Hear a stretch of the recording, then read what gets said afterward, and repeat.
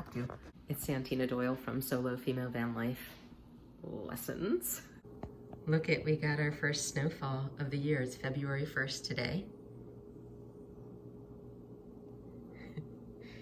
Didn't quite cover the ground. If you're on the East Coast and you're interested in van life, you don't want to do it by yourself, search for a Facebook group called Solo Female Van Life. There's about 13,000 members at this point in February of 2023. It's a lovely community. It's for women only. Look on Facebook for Solo Female Van Life and join us there. Today I'm gonna start packing for our trip this weekend to Jenny Jump State Forest in New Jersey. And I've never been to Jenny Jump, so I'm really excited.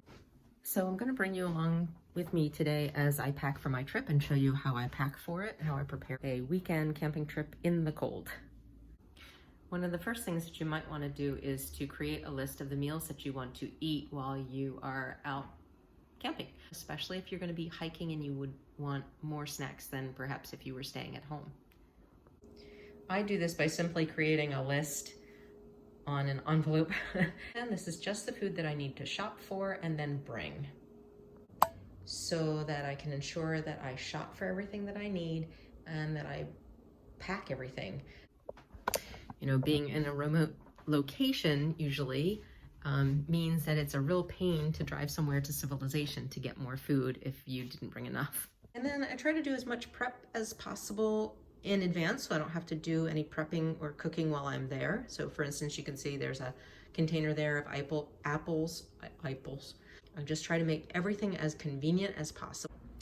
And then I do things like cook bacon in advance. We are getting a cabin and I do plan to be spending a lot of time inside on the wood stove. It's going to be very cold. It's going to be 8 degrees Fahrenheit.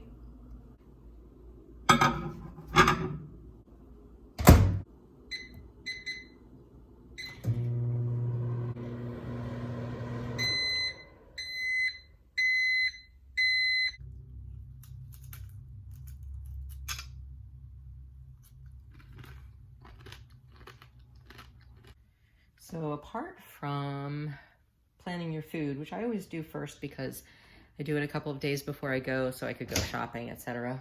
Oh, sorry, I'm making a tea. Besides that, you all know that I have the famous list of everything that I ever need when I travel. So it's like an all-purpose list. So I'll show you that next.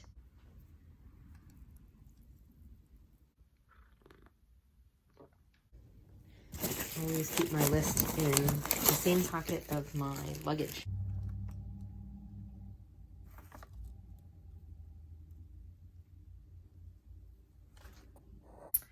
It's the day of the camping, Friday, and I can't seem to get my act together today. I should have done a lot more to prepare for it last night. So one of the things that I make sure I do before I go camping is I charge my headlamps. I have two. I got them on Amazon. Obviously, we want to make sure these are both fully charged before we go. I don't know if you can see this. I just wanted to show you that this has an indicator light, whether they're fully charged or not, and actually this one looks like it's already fully charged. But if you see, this one only has 1 bar and is flashing, so that needs to be charged up. I think headlamps are absolutely invaluable when you're camping, and I use them for everything, walking around, reading at night, you know, everything, right? So I highly recommend you get 2 and that they're USB rechargeable. First aid kit, antibiotic, towel and washcloth, hand sanitizer, shampoo and conditioner, cotton swabs, deodorant, this is body wash in a bottle, hand soap. This is their little sheets of hand soap. I don't remember where I got this. I think my mom gave it to me. They're little tiny sheets of soap, and it's for 1 wash. Look how thin it is. Some hot hands, wipes for my glasses, a hairbrush, baby wipes or some kind of wet wipe, toothbrush and toothpaste. I actually keep this in my Camelback. Prescription medication. So I also pack multiple pairs of pants. Under my pants, I'll wear a pair of shorts, and I also sleep in them because sleeping in a warm cabin, it's really, really toasty. And so I'll sleep in the t-shirt and the shorts that I wear under my long sleeve clothing. And then I layer my tops as well.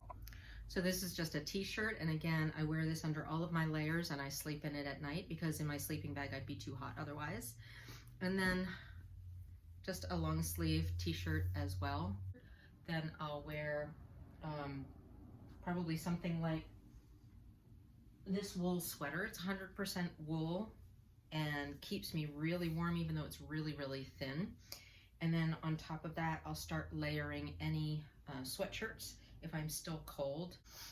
I'll also bring a couple of old hoodies that I don't mind getting dirty or smelling like campfire. I always want to be comfortable. I never want to be uncomfortable when I'm camping. And if that means I bring a big suitcase full of clothes, so be it.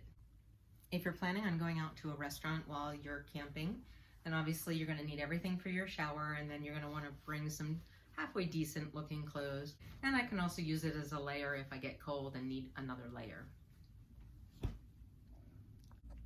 And then very, very important, especially if you're going to hike, is to bring socks. Now, I only need to wear one pair of socks in my hiking boots because they fit me really nicely, but bring extra socks because you want to change them because your feet obviously perspire. So each day you're going to want a fresh pair that's dry, and you want at least one dry pair to wear at night. So change your socks at night before you slip your feet into your sleeping bag, and your toes will stay a lot warmer because they don't have that moisture in the sock. Bear spray, because we are going to be in an area with black bears. I always carry this in my camel because I always have this when I'm hiking, therefore it's always readily accessible if I need it. Honestly, I probably have more use for it with dogs that are loose that charge me when I'm on hiking trails than I do for bears. And I guess I should say this too, if you like this kind of content and you're interested in the van life, then feel free to subscribe.